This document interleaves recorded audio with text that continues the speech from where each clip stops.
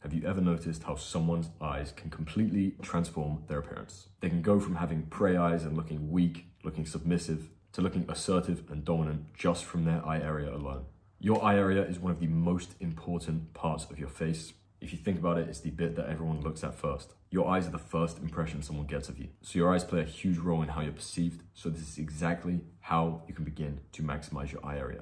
Orbicularis oculi training. It is a technique that you can use to strengthen and also begin to gain control over the muscles around your eyes. We'll explore how it works, how to do it, and how it can enhance your facial expressions, making you look more attractive and more confident. Firstly, the orbicularis oculi is a muscle that goes around your eyes. It's like a ring. It controls your ability to blink, your ability to squint, and express emotions through your eyes. Being able to control this muscle will mean that you can either create a warm and engaging, friendly expression, and you can completely transform it to get that hunter eye appearance, more aggressive, more dominant, within the flick of a switch. That sharp, intense look like you see in some of my pictures was no accident. It took training, it took practice, so here's how to go about it. But firstly, training this muscle isn't just about better facial expressions. It directly impacts how you're perceived in life, in social or professional settings.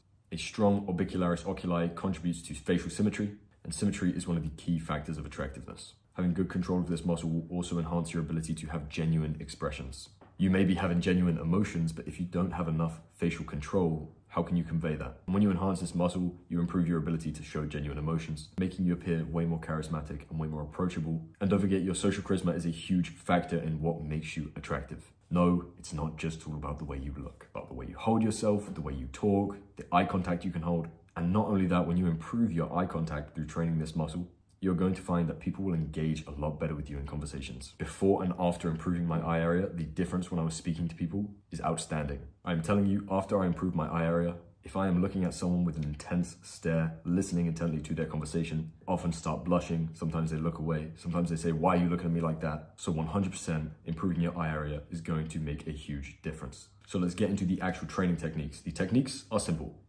but consistency is key for noticeable results, like everything. The first is going to be squinting. Try and do this indefinitely throughout the day, but ensure that you are not having any wrinkles in your forehead whatsoever, like this. You want to be making sure that whenever you're walking around, having conversations with people, doing anything whatsoever, when you're thinking about it, I want you to be having this squint look. It's not too much that it looks ridiculous, but it's not too little so that your eyes look dead like this either.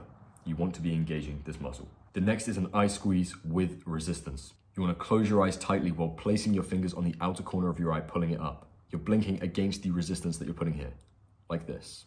You can do it one at a time or with two hands, like this. With all of these sets and reps aren't so important. You really just want to do it until you feel a burn.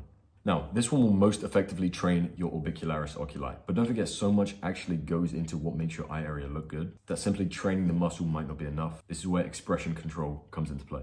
I want you to practice in the mirror, smiling with a slight warm squint in your eyes. You'll feel a slight lift in your cheeks and your outer eye corners. And also I want to mention the significance of the auricularis posterior.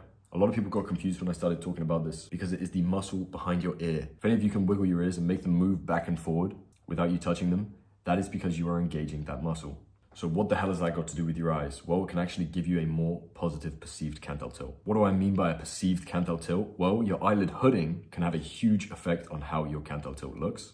For example, if I make my eyelid hooding negative right now, you can see that my canthal tilt looks pretty negative. But if I engage the right muscles in my frontalis and my auricularis posterior, you can see it has a far more positive appearance.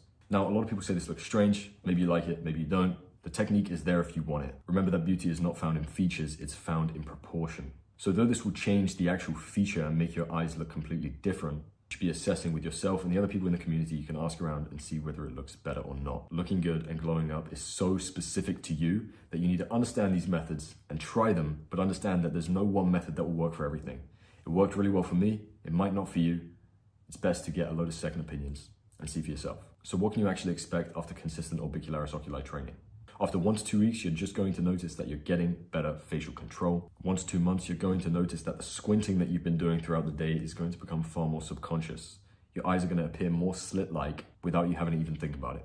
And after 6 months, your eyes should look far more youthful, have a sharper appearance, and have more of a hunter eye appearance than they did before. But here are some mistakes that you should know so that you can avoid them. Firstly, do not overexert the muscles. When you strain or overdo the exercises, you could actually lead to gaining more wrinkles. The The key is consistency, not doing loads in one go, but implementing it 5 or 10 minutes every single day will do the trick. The other mistake is ignoring other facial muscles. While focusing on the eyes is indeed important, you want to balance it with training other facial muscles too. And the third mistake is inconsistent practice. Doing the exercises occasionally won't lead to noticeable results. Consistency is 100% key. So start small, stay consistent, and let me know in the chat how these exercises are working for you a couple weeks down the line. Much love.